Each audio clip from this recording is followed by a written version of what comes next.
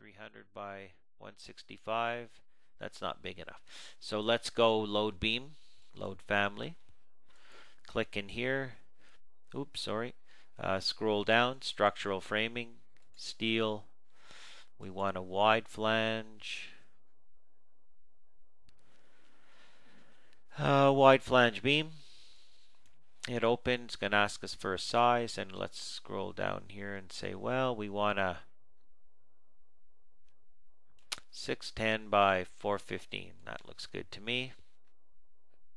And now we can again go pick, pick, pick, and pick all the way around, or we can say at grids. And then you do a big crossing box, hold your mouse in, boom, picks them all, we say finish. Okay, and then escape, go to our 3D view. Okay, there's our first layer of beams. Now, we don't need this guy. Click on here and delete it. That's kind of an open bay there. So we want to see below the level, which lets us see where those beams are. Again, you can leave this stick frame, which actually looks more business-like, but it's up to you. I think I will go with the coarse detail. You know, it's actually more structural. Double click on my level 3, set this back to be coarse detail. Now, grade beam. Concrete's different. If you set it to be coarse detail, it still shows as double line. It doesn't symbolize concrete beams. So then we have kind of a slab on grade inside of there. And let's go to our beam systems. I think we'll let's throw the slab in on this. We've got a little bit of time here. So let's go to our floor tool. And then we're going to go in here and say generic 150. What else do we have to pick from? 600 concrete with metal deck. No. Let's go with generic 150, but we'll hit edit type and we'll say duplicate and we'll call it concrete 150. And then hit OK. And all we need to do is to change the material. So we'll go into the structure here and we'll say the structure material, pick in here in the little corner button. Go into our materials library. And then on the top just type in CONC for concrete. And what do we got? There we go, concrete cast in situ. Hit OK. Hit OK. Hit OK. And now we're drawing our floor, and we can see because we have our sketch button. So I'm just going to use my pick walls tool, and I'm going to go just a sec, pick walls, pick supports. That's better. Now offset, extend into wall. No, I think I'm just going to try this. Click. Now that went to the center of the beam. Let's undo that. And what I'm going to do is use pick line instead. Pick. Pick. See that you kind of hover over it. Use your mouse to wheel in if you want while you're doing it. You could lock it. I'm not going to lock it, but you could definitely lock it, and that way if you move things it would move with it. We can talk about that a little bit later. Escape on the keyboard. We go to a 3D view. Oh, it looks like that's overlapping. Let's use our trim tool. Trim that guy. It's like the fillet tool. So it looks like my corners need a little cleanup with this tool right here. In fact, all of them do, don't they? Okay, trim, trim, trim. And we can go to a 3D view and you can kind of see what you're doing. And we can hit finish in this view, it doesn't matter. Lines must be closed loops. Oh, there's still a bad corner. Continue. And I'll go back, trim again. I can trim in 3D. I missed one corner. You probably caught that, didn't you? Finish. Click out. Now that's right at the grade beam, you can see there. Let's drop it down a little bit. Let's pick on the floor itself in this view. And let's set the height offset to be, minus 100. So down about 4 inches. Click out. A little bit of a curb there. Okay. If we go back to our top of grade beam, we can draw a little section in here now. Go to your quick access toolbar here. Go beam system. This is the one that's in there. So let's start our tool again. Back to structure on the top, beam system, structural beam system. If we hit edit in here, we can duplicate this and call this, structural, let's just call it OWSJ. And I put spaces in the middle just to make it look cool. Okay. And then hit OK.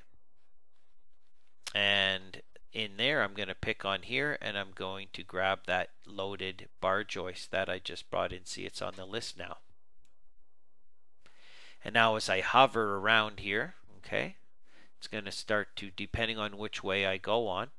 Now I want to check my spacing, so I'm going to say, okay, justification is centered. Fixed distance, no, I don't want to go fixed distance. I want to go maximum spacing of, let's go 1600. And then if I hover over here, you can see if you go near the edge. So watch, I'm on, it's important you were on level 2 when you started, so I'm going to go pick, puts in those joists. Because I'm in coarse detail, it's just putting them in symbolically. Again, I'm just hovering over that joist, or that tie joist, I guess, tie beam. And then you just kind of be patient with it. You'll see the green dashed lines. When you're in a 3D view, or even in a plan view, you can switch also here to say shaded or hidden or realistic colors. If you want to play around. Not really good for modeling because it'll go a bit slower depending on your video card or what you have in, but this isn't doing too bad. Shift middle mouse. So you can go realistic, you can say shaded mode. This works really good. Notice it changes as you shift, that's an option.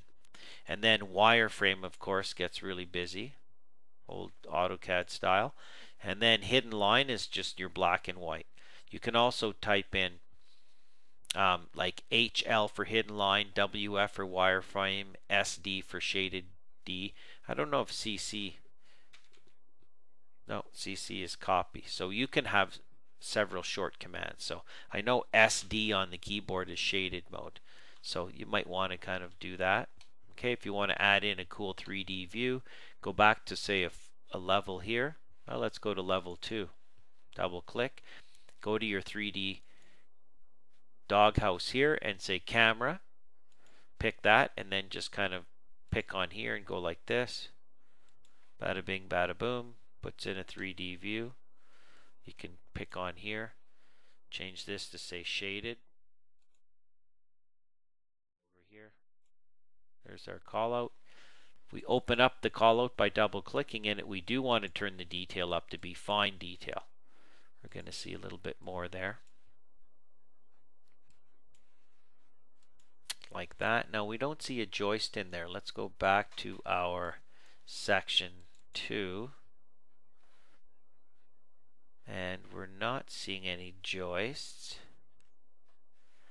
So we will move our section line. So let's go back to our level 2, because of our section is right in the middle. Click on it and nudge it. Nudge, nudge, nudge. In fact, we'll nudge it right back to that first joist using your arrow key. Click out. Now when we open this, we're going to see a joist, and when we open up our callout, which now has a number, we're going to see this, which is all being placed right here on our sheet. Double click.